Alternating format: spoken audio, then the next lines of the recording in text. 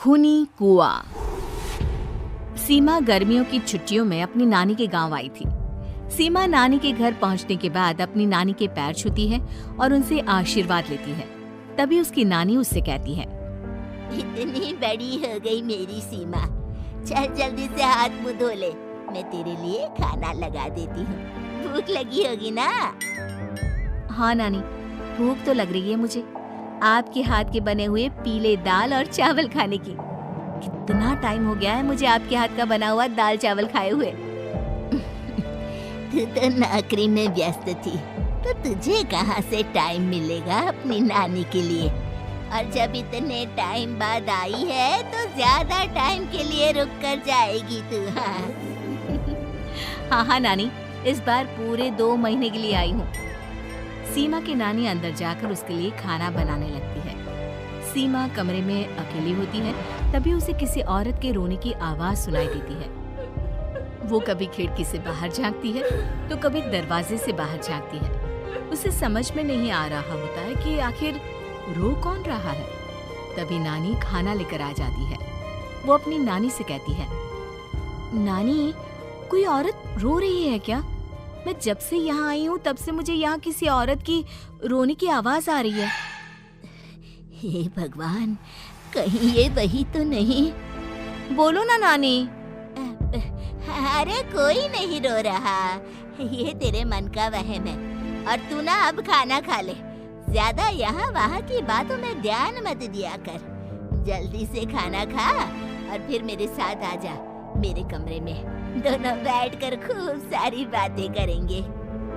ऐसे ही अगले दिन सीमा अपनी नानी के साथ गांव के बाजार जा रही होती है। उसी रास्ते में फिर से किसी औरत के रोने की आवाज आती है। वो अपनी नानी से कहती है, अरे नानी, क्या सच में तुम्हें अभी भी किसी औरत के रोने की आवाज नहीं सुनाई दे रही? मुझे किसी औरत की बहुत बुरी तरीके से रोने और चीखने की आवाजें आ रही है। मैं बहुत परेशान हूँ नानी, आखिर ये कौन है? मुझे लगता है कि सीमा को शहर भेज देना चाहिए, यहाँ रहना उसके लिए ठीक नहीं। नानी बोलो ना, आप चुप क्यों हो जाती हो? सीमा, तू घर चल, मुझे तुझसे बहुत जरूरी बात करनी है। नानी सीमा को घर ले आती है और सीमा से कहती है, सीमा, कल सुबह तू शहर वापस चली जाएगी। अरे अचानक? आखिर क्या बात है नानी, आप मुझे ऐसे जाने को क्यों कह रही हो? मैं बस जो कह रही हूँ उस पर ध्यान दे।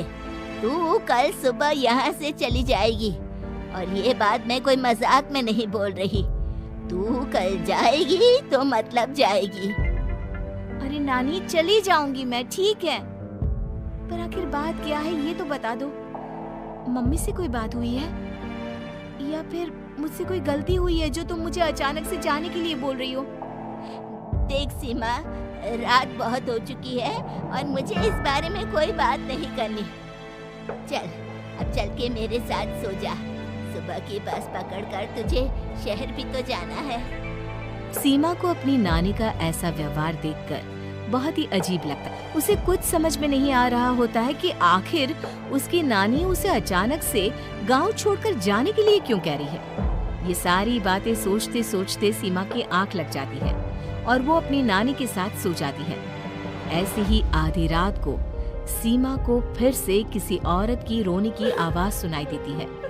वो उस औरत की आवाज सुनकर बार बार करवटें बदल रही होती है और तभी उसे सपने में भी एक अजीब सी औरत की परछाई दिखाई देती है, जो इतना चीख चीख कर रो रही होती है कि सीमा डरकर उठ जाती है। वो पूरे पसीने पसीने हो रही होती है। वो अपने आसपास देखती है तो घर में बिल्कुल शांति का माहौल होता है। सीमा घबरा जाती है। वो अपनी नानी को जगाने की कोशिश करती है, मगर उसकी नानी नहीं जगती।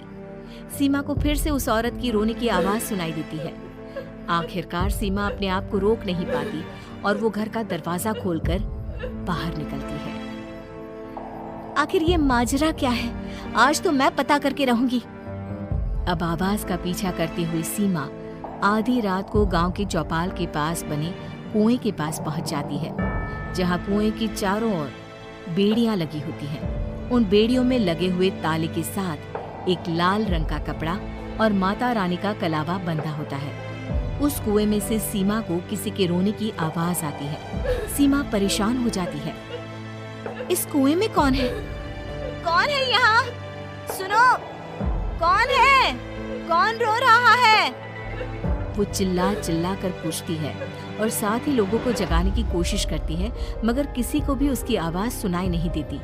अब सीमा खुद उस कुएं के पास की बेड़ियों और तालों को खोलने की कोशिश करती है और किसी तरह कुछ देर की मशक्कत के बाद सीमा उसको खोल भी देती है। और जैसे ही वो कुआं खोलकर उसके अंदर झांकती है, सीमा उस कुएं में गिर जाती है। इतने में उसकी नानी की नींद भी खुल जाती है और सीमा को पास ना देखकर नानी परेशान हो जाती है। नानी घबराकर पूरे घर में उसे ढूंढने की कोशिश करती है, जिसके बाद उसकी नानी और सभी लोग उस खूनी कुएं के पास जाते हैं और सीमा की नानी कुएं के पास खड़ी होती है। सभी गांव वालों और सीमा की नानी को सीमा के चिल्लाने की आवाज आती है। बचाओ, कोई मुझे बचाओ। मेरी बच्ची, हम आ गए, हम तुझे बचा लेंगे। नानी, मुझे यहाँ बहुत डर लग रहा है। यहाँ इंसान की कटी हुई मुंडिया, हाथ, पैर और कंकाल है और खून भी है। नानी, मुझे डर लग रहा है। आप सब मेरी मदद कीजिए, नहीं तो ये खूनी कुआं मेरी बच्ची को भी खा जाएगा। अरे मुझे तो ये समझ में नहीं आ रहा कि आखिर इस खूनी कुएं को खोला किसने। सालों पहले इसको इतनी मुश्किलों के बाद तांत्रिक बाबा ने बंद किया था। अरे पूरा गांव खूनी कुएं के बारे में अच्छे से जानता है, तो कोई भी जानबूझकर तो ऐसा करेगा नहीं। मतलब किसी ने अनजाने में इसे खोल दिया है भैया। सीमा को इस बारे में मालूम नहीं था और जब से वो यहाँ आई थी तभी से उसे किसी औरत के रोने की आवाजें भी सुनाई दे रही थी। कहीं सीमा ने ही तो उसे नहीं खोला। अगर ऐसा है तो फिर सीमा का बचना बहुत मुश्किल है। वहीं कुएं के अंदर सीमा रोते हुए बैठी होती है कि उसे आवाज सुनाई देती है जो कुएं के बाहर खड़े गांव वालों में से किसी को सुनाई नहीं देता। आज सालों के बाद मुझे ताजा खून मिलेगा। तेरा खून पीकर आज मैं अपनी प्यास बुझाऊंगा।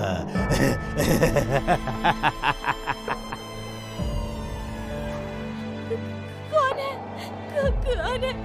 मत मारो प्लीज, मुझे जाने दो प्लीज। मैंने किसी का क्या बिगाड़ा है? वो तुझे मरने के बाद पता चल ही जाएगा। जितने में गांव वाले और सीमा की नानी कुछ सोच पाते, उतने में उन्हें सीमा के चिल्लाने की आवाज आती है और अगले ही पल सब शांत हो जाता है। क्या हुआ? सीमा, मेरी बेटी। माफ करना बहन, लेकिन अब सीमा वापस नहीं आएगी। हमें एक बार फिर से कुएं को बंद करना होगा। गांव वाले तभी तांत्रिक को बुला कर लाते हैं। एक बार फिर अपनी शक्ति से तांत्रिक बाबा उस कुएं को हमेशा हमेशा के लिए बंद कर देते हैं और वहां एक बोर्ड लगा दिया जाता है कि यहाँ आना मना है।